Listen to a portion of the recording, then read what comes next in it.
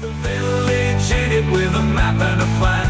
No place too tiny for this determined man. Crossing the counties one by one, you'll see in every English corner a bit of history.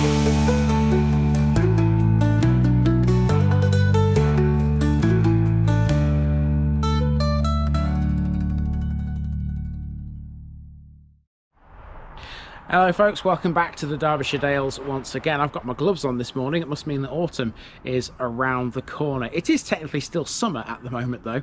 This mist you can see around me is due to disappear before I finish walking around this place. So hopefully at the end of this episode you'll be able to see exactly what a lovely place this is. And indeed it is a lovely place. This one contains the most photographed bridge in the United Kingdom. Its name is Ashford in the Water.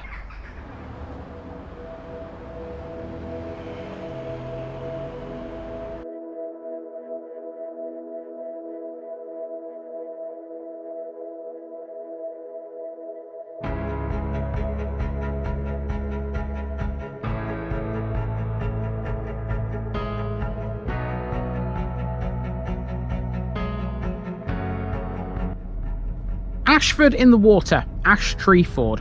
We continue through the Derbyshire Dales over the next 2 weekends, and now we're deep in the Peak District. Ashford in the Water is one of the Peak District's most delightful chocolate box villages. Included in the Domesday Book, it's famous for a few things, but most people know it well for the 17th century Sheepwash Bridge, which still stands proudly as a centre of attention today.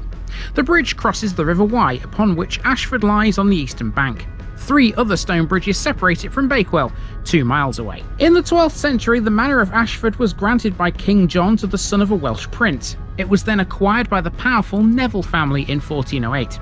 It wasn't until 1550 that the Nevilles would relinquish the village to the Cavendish family of the Chatsworth estate. They held it until it was sold off in the 1950s to pay death duties. Industrially, Ashford is known for the quarrying of Ashford black marble, which is a form of limestone. By 1786 there were mills for carving and polishing the commodity. The name Ashford derives from Old English and literally means a ford where ash trees grow. In the Domesday Book it was recorded as Aceford. That name still lives on today thanks to a local tea room. The addition of in the water occurred in the late 17th century and reflected the proximity of the village to the meanders of the River Wye. I totally loved this place despite the morning mist. Let's go walking and see what this place is all about.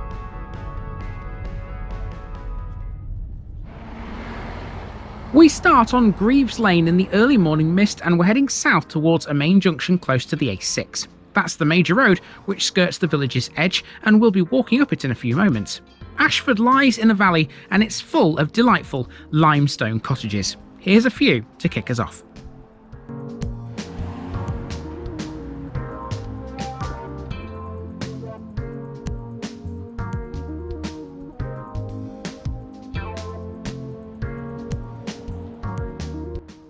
Our first landmark is the War Memorial Institute further down Greaves Lane. As its name suggests, it was built as a memorial to those of the village who fought in World War I. It was constructed using funds raised by local people. Erecting the building was a destructive process as much as it was constructive. To build it, a row of old cottages had to be pulled down. The land it stands on was given by the Duke of Devonshire, and it was opened by the man himself on the 28th of September 1929.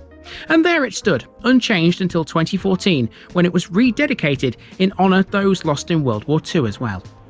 Usage-wise, the hall is a communal hub. It's used for events, meetings, classes and other functions, and it's managed by an elected committee. The hall can also be hired by local organisations, private groups or individuals.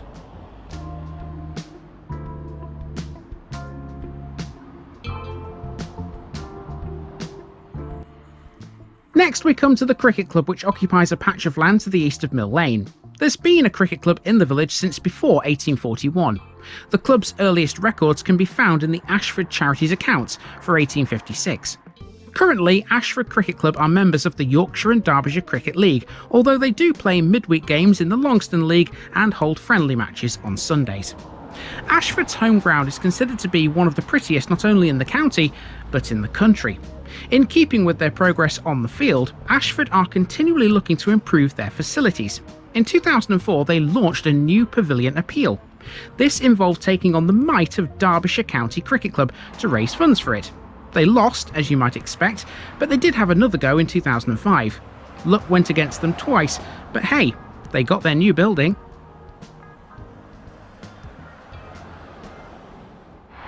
Now, regardless of the weather this morning, whether it was misty or not, you wouldn't be able to see this next landmark anyway because it's private. Behind the cricket club, there's Ashford Hall, and that I'll tell you a bit about by way of a few pictures. Ashford Hall is on Baslow Road. It was built in 1785 to the designs of Joseph Pickford. It's a handsome mansion situated on a gentle slope. It belongs to the Olivier family and its grounds include a beautiful lake, which is the property of the Duke of Devonshire. Alterations to the hall were made at around 1840. It's a 5-bay, 3-storey building of gritstone and ashlar with a ballasted parapet around its slate roof. It also has an early 19th century conservatory. Behind the house is a small stable block and a gardener's house too. Of course, it's all privately owned and off limits to ordinary folk like me, but even so, Ashford Hall is one of the grandest properties in the village and no video would be complete without a mention of it. Let's return to the route. Continuing down Mill Lane, next we pass the old mill house. This is our first clue as to Ashford's industrial past. Ashford was a working village that grew due to lead mining and other industries, including marble production. In 1786, the village had mills for carving and polishing Ashford black marble. Woolen mills and corn mills were also present here in the past too.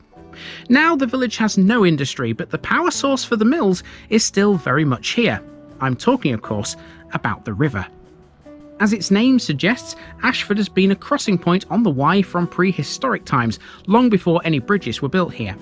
The village's suffix, in the water, is a 19th century addition to distinguish the village from several other Ashfords in the British Isles. Unfortunately, parts of the village can actually be in the water from time to time. The Wye remains a wonderful landmark, and Ashford pays homage to the water every year with a series of 6 well dressings. The Derbyshire custom disappeared in Ashford about 40 years ago, but it was resurrected by a lady called Ida Thorpe. Now nearly 12,000 people attend the church procession every year to bless the wells. This event takes place around Trinity Sunday. Now we're on the A6, and between the trees there you can just make out a building. That's an old watermill, the one connected to the old mill house that we've just seen. That's Ashford Mill, alternatively known as Fluits by some because that's the miller who owned it. This very attractive building stands on the Wye, which passes either side. It was possibly one of the last watermills to operate commercially in the county, deep into the 1970s in fact. The mill building is L-shaped, running north to south with a kiln attached at its southeastern corner. It had 2 undershot wheels, one wooden and one iron. No longer used for commercial purposes, it's since been restored to its former glory as a residence. The mill was featured in both an episode of Remarkable Renovations on Channel 4 and Countryfile on the BBC. This was not one of the mills that produced Ashford black marble. Instead, it was a corn mill. Ashford black marble is the name given to a dark limestone quarried from the mines near the village. Once cut, turned and polished, its shiny black surface is highly decorative. Despite its name, it's not a true marble in the geological sense. Instead, it's a very fine-grained sedimentary rock, which can be cut and inlaid with other decorative stones and minerals using a technique known as pietratura. It's rich in bitumen, which gives it its dark grey coloration. This turns a glossy black when polished and surface treated. The prime source of the rock was Arrock Mine. Henry Watson, the uncle of Derbyshire geologist White Watson, is regarded as one of the key figures in its development in the 1750s. He owned a water-powered mill here in Ashford. Black marble has been used since prehistoric times though, and by some of the highest-ranking members of society. Its first recorded customer was Bess of Hardwick in 1580. Black marble was used extensively in the manufacture of urns, obelisks and other decorative items during the late 18th and early 19th centuries. Many fine examples of engraved and inlaid black marble exist in local collections, including those of Derby Museum, Buxton Museum and Chatsworth House. In 2009, huge blocks of it were unearthed during excavation work near the Seven Stars Public House in Derby. Deemed rare, it was speculated that the rocks had been abandoned when a black marble manufacturer moved in the 1880s. Today, black marble is a little less important than it once was. The craft of inlaying it was resumed in the 1990s by Don Edwards, who ran a rock and mineral dealership in Tideswell. In 2006, Buxton Museum purchased a black marble collection that had been left by John Michael Tomlinson. He had spent over 50 years putting together the collection after finding that his ancestors had been involved in Ashford black marble manufacturing.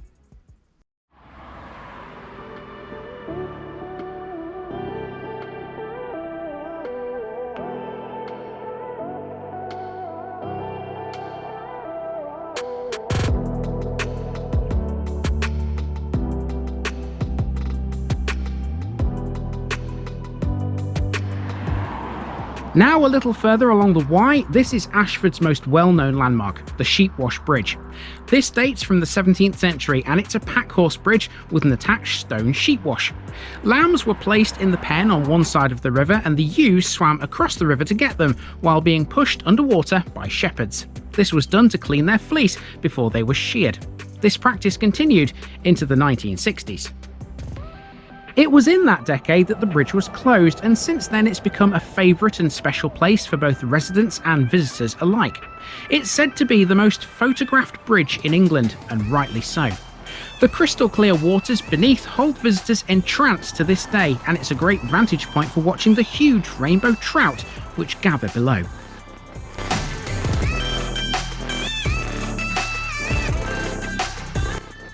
Now, speaking of water features, here's another.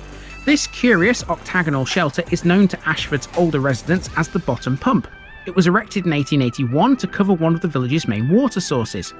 The pump mechanism has long since been removed, but the well still exists beneath a much more modern structure. Now in place of the pump is a small circular column erected in 1977 to celebrate the Silver Jubilee of Queen Elizabeth II. Nearby is the Riverside House Hotel. This ivy-clad Grade 2 listed period hotel is located a stone's throw away from the bridge, making it a popular place for travellers.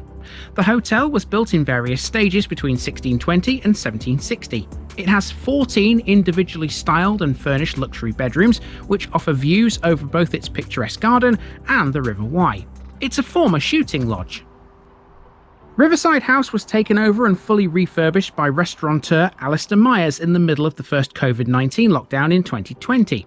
Myers owns the nationally recognised Rafters restaurant in Sheffield, but he's worked for most of his career in Derbyshire. His influence led to the establishment being crowned Hotel of the Year at the 2022 Peakdistrict and Derbyshire Tourism Awards. Now let's head up Fennell Street towards another water feature.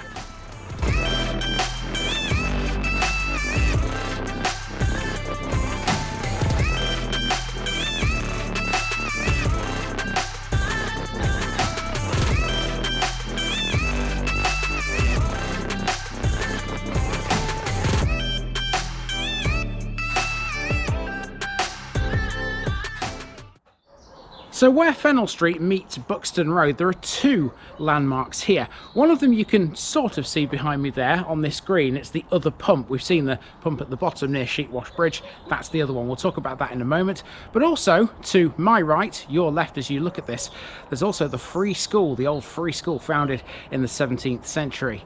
Let's talk about them both. Ashford School was founded in 1630 as a free grammar school by the will of William Harris. Following the introduction of compulsory education, a new school building was erected and opened in 1895, when, for the first time, girls were admitted alongside the boys. The original school remains as the adjoining schoolhouse today. The school closed between 1988 and 1992, and the building is currently empty. However, it's under the care of the community, and eventually there will be a refurbishment undertaken by the church. Now it stands to reason that if there's a bottom pump, there's also a top pump, and that's this shelter next to the school. Like its sister, it too was erected in 1881. As well as these two pumps, there are several other wells situated around the village, and of course they're all worth a visit during the annual well dressing festival. The top pump has a seat. This was installed after World War I as a celebration of peace. Now we've got to climb a hill, Vicarage Lane. This will take us high up above the village before we come back down again to find Hall Orchard playing field.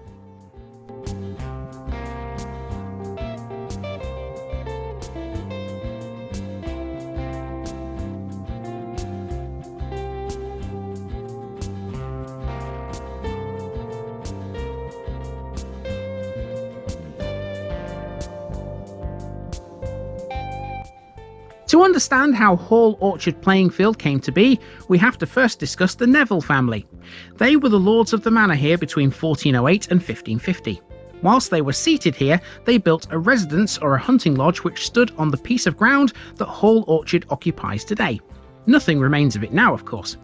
However, part of its presence still existed as late as 1938, when a building known as Neville Old Hall, which stood in front of Ashford's medieval tithe barn, was pulled down. The tithe barn later became an art gallery.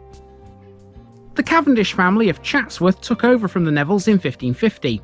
They're responsible for the 2 large lime trees in Hall Orchard, having been planted by Lady George Cavendish to celebrate the wedding of the Prince of Wales in March 1863.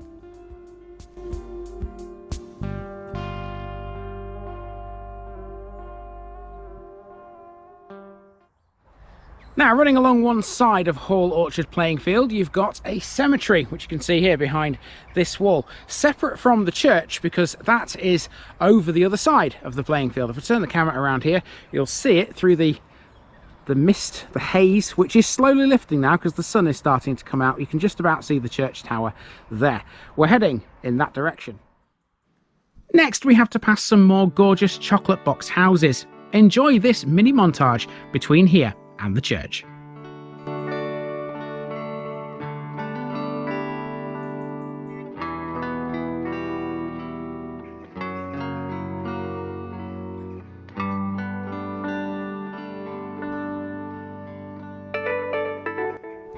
Holy Trinity Parish Church is thought to date from around 1205 or even earlier. The building we see today, though, is essentially a Victorian rebuild which reopened for worship in 1870. The tower, however, was largely untouched and remains 13th century in character. It has 3 bells. Inside the porch over the south doorway is a fine, typically Norman tympanum depicting a boar and a wolf beneath a tree. Above the tower arch is the royal hatchment of 1724. Of particular note here are 4 remaining funeral garlands or Virgin's Krantz, the oldest of which dates from 1747. Very few of these once common objects have survived to the present day. Made of white paper, rosettes were fixed to a wooden frame and then would be carried before the coffin of a young girl in a funeral procession. Behind the church are traces of a moat. That's all that remains of a fortified house which was once the home of Edmund Plantagenet, brother of Edward II. Here's the War Memorial too, which lists the 96 men from Ashford who fought in World War I. Only 80 made it through the whole show.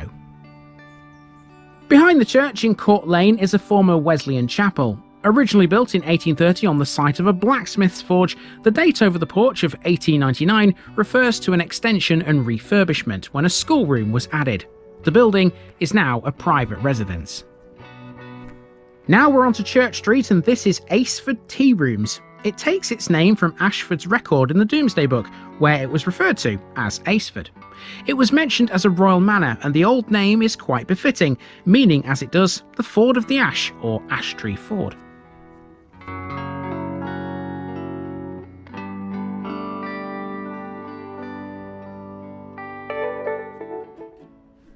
Next door is one of the village's 2 pubs, both of which date back centuries and still stand proud today. This is the Bull's Head, which was formerly known as the Turk's Head in the 19th century. It's been run by the same family since the 1950s. It was originally built in 1669 as a coaching inn. It has a white front, a stone slate roof, a wood-panelled bar, exposed beams, and a leafy beer garden. It's one of the few pubs in the area that still serve half pints in handled glasses. To get to the other pub, we have to go back to the junction close to where we began. Let's walk.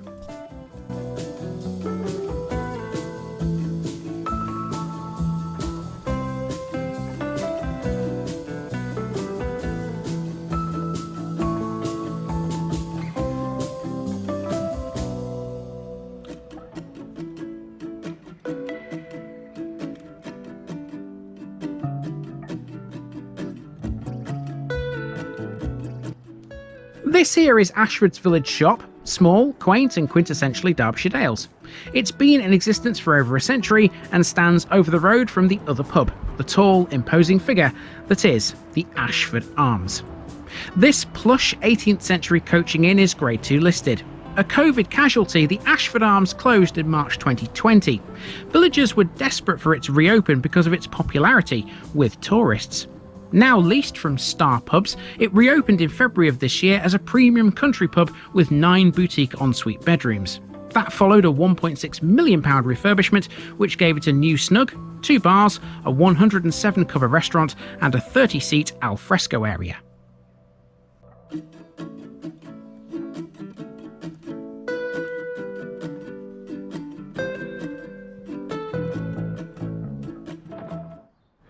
So here we are then, back to Greaves Lane, and we've completed the circuit of Ashford in the Water. But we're not done with the parish just yet. There's a few more things I want to talk about here.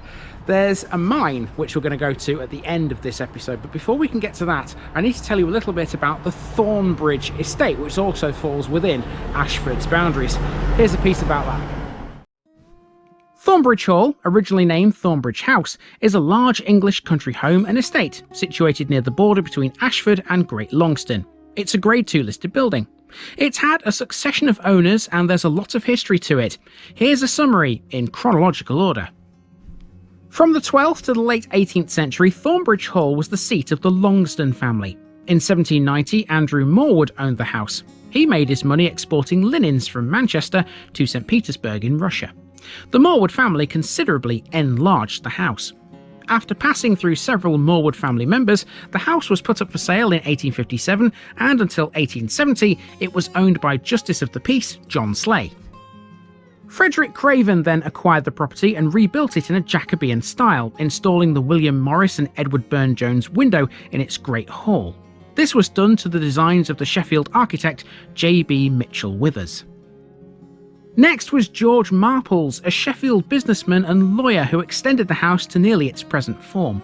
He built lodges and cottages, landscaped its park and gardens, and added his own private railway station. In 1930, Charles Boot, the Sheffield entrepreneur who designed and built Pinewood Studios, lived here.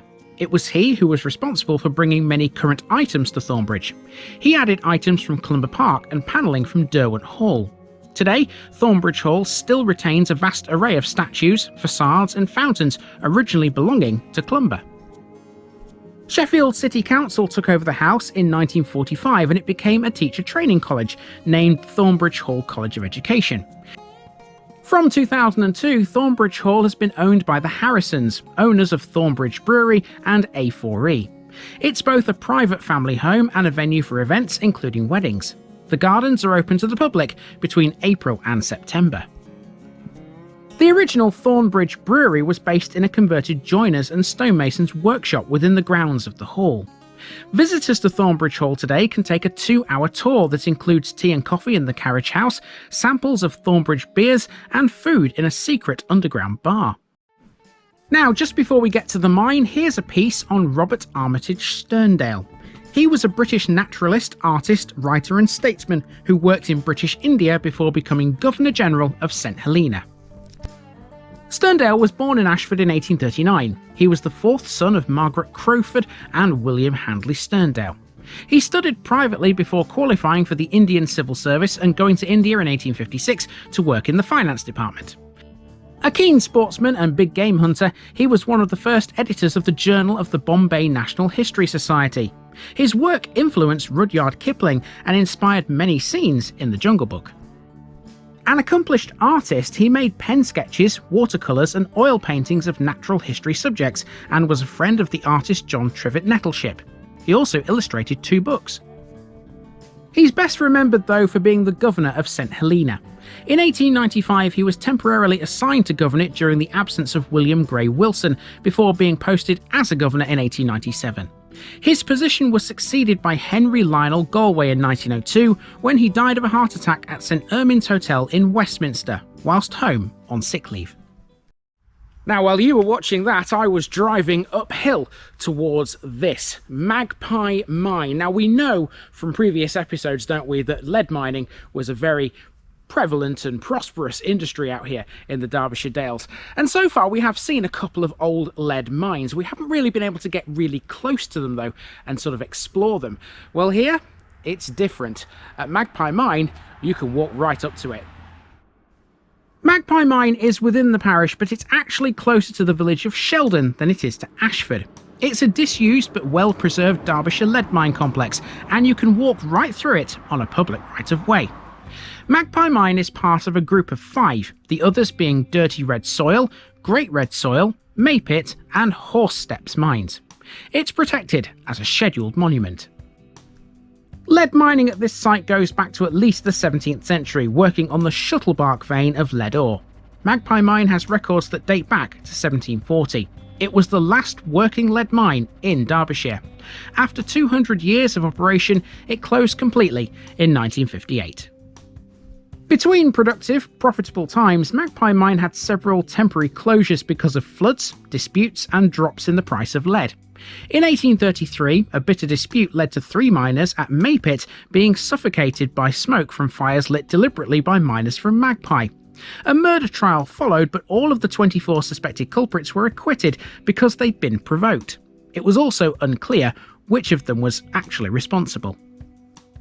Mining engineer John Taylor took over management of Magpie in 1839. It was he who established the complex of new limestone buildings and innovative equipment. The square and the circular chimney were both built in 1840. The agent's house, smithy, winding house, gunpowder house and engine reservoir were all constructed shortly afterwards. The existing steelwork frame of the headgear above the main shaft and the corrugated iron winding house are from the 1950s.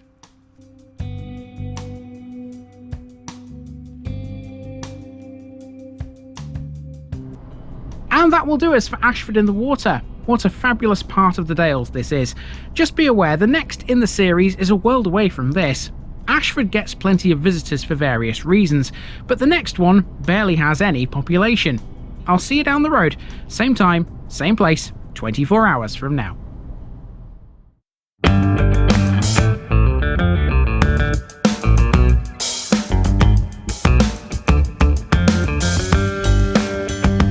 Now, just before I go, remember, this video is part of a huge project to visit every civil parish in England. That's more than 10,000. These routes are pre-planned, and due to time constraints, I can't cover every detail or walk down every street. Please don't complain if this video missed something out. I pronounce names how I choose to. I am very aware that local dialect may vary, and I don't take kindly to criticism about this. You've been warned. It's impossible to know everything too. If this video was terrible, make your own. If you're a regular watcher of The Village Idiot, you're not the only one. If you've got a small business, why not use my videos to advertise it? Leave a comment below if you're interested. And finally, thanks for watching this episode, everybody. Give us a like and a subscribe if you've enjoyed this episode, and share it with your friends and relatives. It all helps to keep this mission going. Until next time, I've been Andy, also known as The Village Idiot, and I'm out.